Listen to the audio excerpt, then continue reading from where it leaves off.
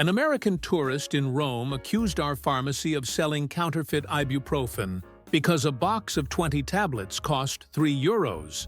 She insisted real medication couldn't possibly be that cheap and demanded to speak to the pharmaceutical board. Most channels mock moments like this. I unpack what they reveal about mindset and culture. If you notice that difference, you're exactly who this channel is for. When I explained this was the normal price, she said in America the same box costs $15, which proves ours must be fake because capitalism ensures quality through pricing. She asked if we had the premium American version.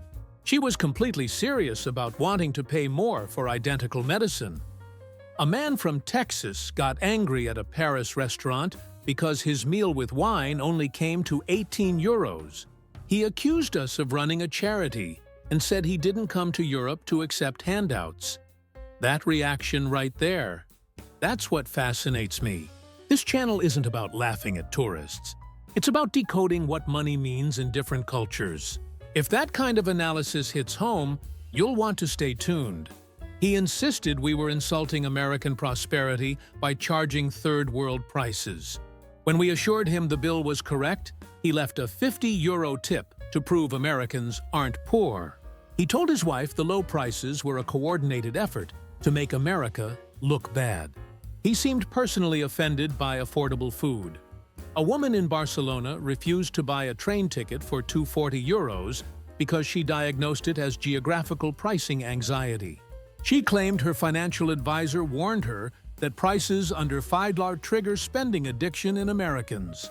She asked if we had a premium ticket for at least $20 so she could maintain healthy spending boundaries. When I explained we only had one price, she bought 5 tickets at once to reach an acceptable total. She said spending too little creates wealth imbalance in her budget spreadsheet. An American couple in Berlin got suspicious when their Airbnb was €45 per night in the city center. They accused the host of running an illegal subletting operation because real estate in capitals can't be affordable. They demanded to see proof of ownership and threatened to report the low price to housing authorities. The husband said he read a blog proving that cheap rent is always a scam. They checked into a hotel for $200 per night instead. They told other tourists they narrowly escaped a criminal enterprise. A tourist in Amsterdam complained that the €2.90 public transport day pass was discriminatory pricing against Americans. She insisted that charging less than $10 for all-day transport was wealth-based targeting. She claimed affordable transit gives Europeans an unfair advantage in daily productivity. When the ticket agent said this was normal, she bought a day pass and then donated $20 to a transit worker as reparations. She called it economic fairness restoration. She seemed to think we were poverty-stricken and needed American charity. A man in Prague accused a beer hall of watering down their drinks because a half-liter of Pilsner cost €1.50. He demanded they bring out the real Czech beer that costs at least $8 like craft beer in Portland. When the server explained this was authentic Czech Pilsner at standard price, he insisted on speaking to the brewery owner. He said his grandfather fought in World War II so Europeans could charge American prices. He refused to accept that beer could be both cheap and good.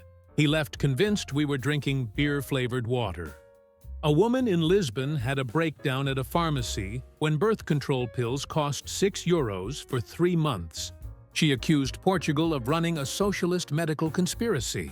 She demanded the American capitalist version that costs $60 per month because price reflects medical quality. When the pharmacist explained all EU countries have regulated pharmaceutical prices, she said this proves Europe doesn't have real medicine. She asked if they had black market American pills.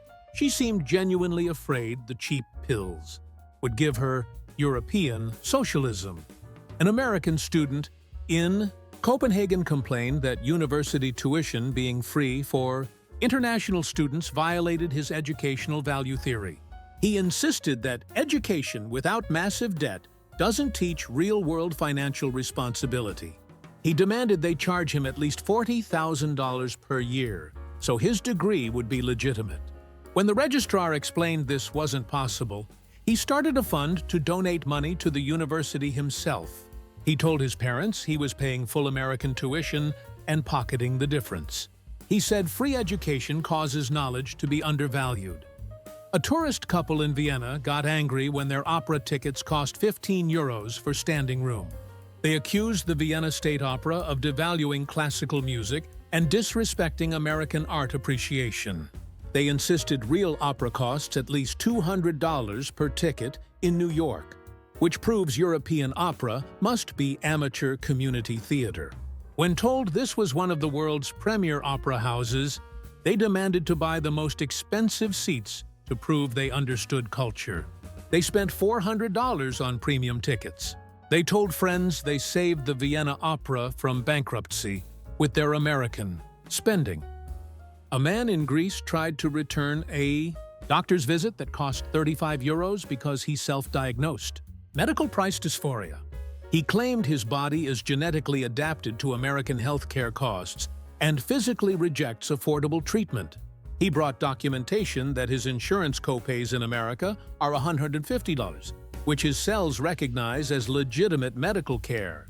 He demanded they charge him at least $300 so his immune system would accept the diagnosis. When the clinic refused, he tried to tip the doctor $200. He said his American antibodies only respond to expensive medicine. A woman in Budapest got suspicious when her dental cleaning cost 25 euros. She accused the dentist of using Hungarian discount teeth techniques not approved by American dental boards.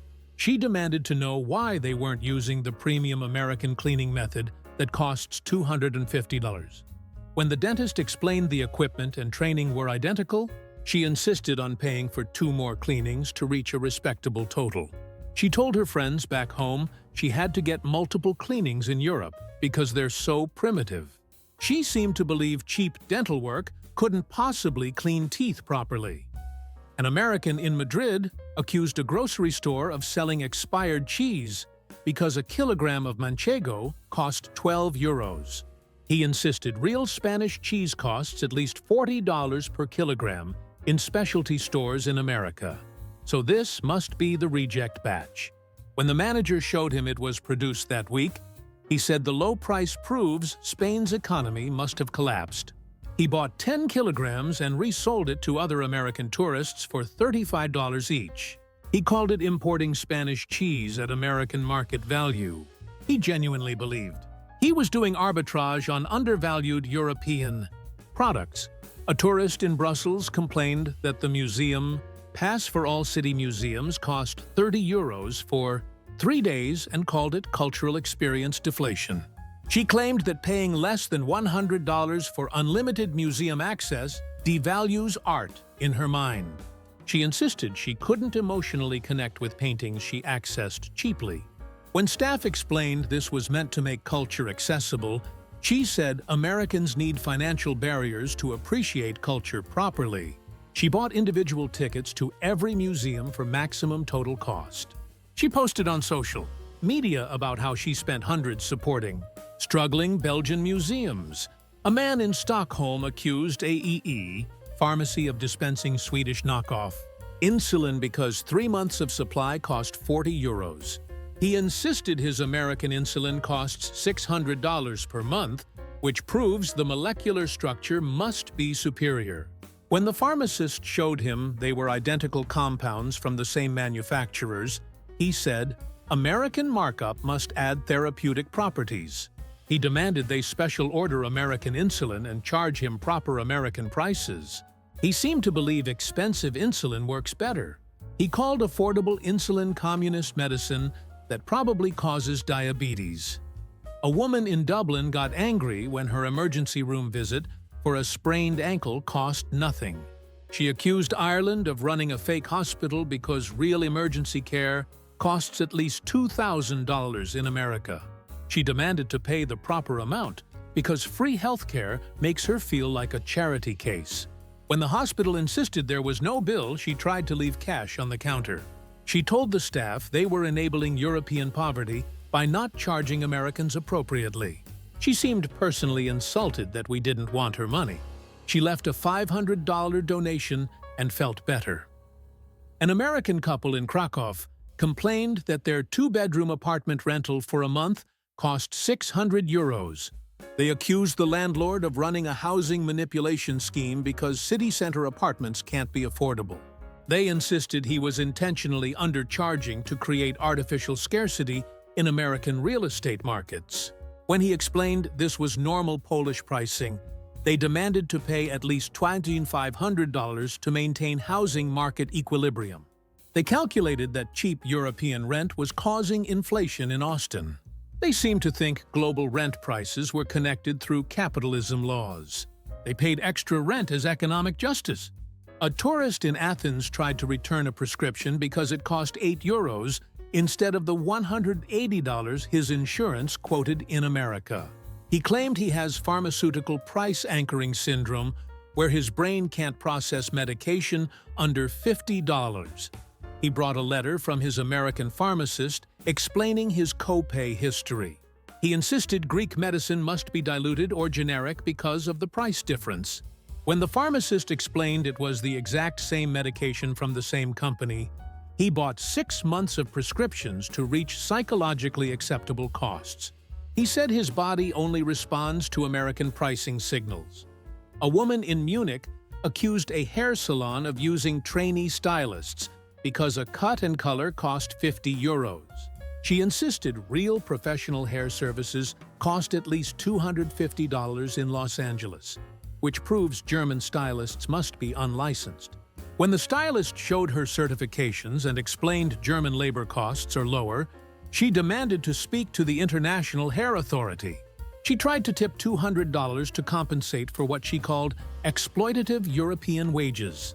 She told other Americans that German salons use cheap hair dye that washes out faster. She genuinely believed affordable services meant lower quality or worker exploitation. American in Copenhagen tried to return a prescription for antidepressants because the €5 monthly cost was triggering his medication cost dysmorphia. He claimed he's genetically programmed to pay $80 per month, and anything cheaper causes pharmaceutical distrust. He said his therapist in America explained that expensive prescriptions prove society values your mental health. When the pharmacy staff tried to explain Danish healthcare pricing, he accused them of devaluing depression. He offered to pay them $75 extra per month under the table for proper American-style medicine costs. He seemed to think cheap medication was an insult to his diagnosis. A tourist couple in Porto got suspicious when their week-long vacation, including flights, hotel, and meals, cost less than a weekend in New York. They accused Portugal of running an economic catfish operation to lure Americans. They calculated that affordable European travel must be subsidized by hidden taxes they'd discover later. When locals explained this was just normal Portuguese pricing, they insisted on keeping $2,000 in cash ready for the real bills. They never got charged anything extra. They returned to America convinced Portugal was the elaborate tourist trap that just hadn't sprung yet. A man in Zurich complained that Switzerland, being expensive, proved the rest of Europe was running a coordinated discount conspiracy. He said Switzerland charges American prices, which means they respect capitalism, while other European countries were artificially lowering costs to embarrass America. He demanded to know which EU official was setting maximum prices as anti-American discrimination. When told each country sets its own economy, he insisted there must be a secret European price committee. He started a blog about how affordable European goods are psychological warfare. He called it the Continental Discount Initiative, designed to make Americans feel financially inadequate. A woman in Helsinki accused Finland of discrimination because childcare cost 300 euros per month.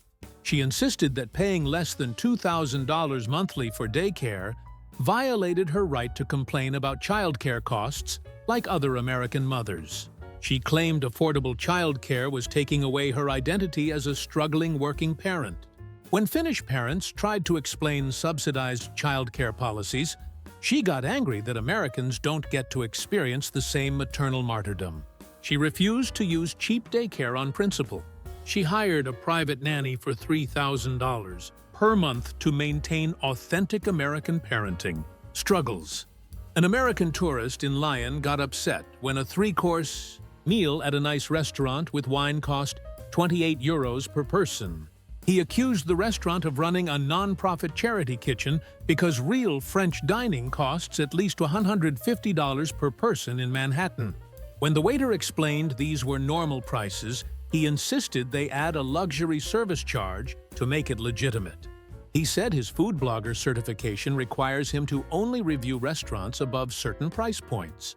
He left a $200 tip to bring the meal to acceptable American foodie standards. He posted a review warning Americans that cheap French food might be authentic French food, not the premium version exported to America.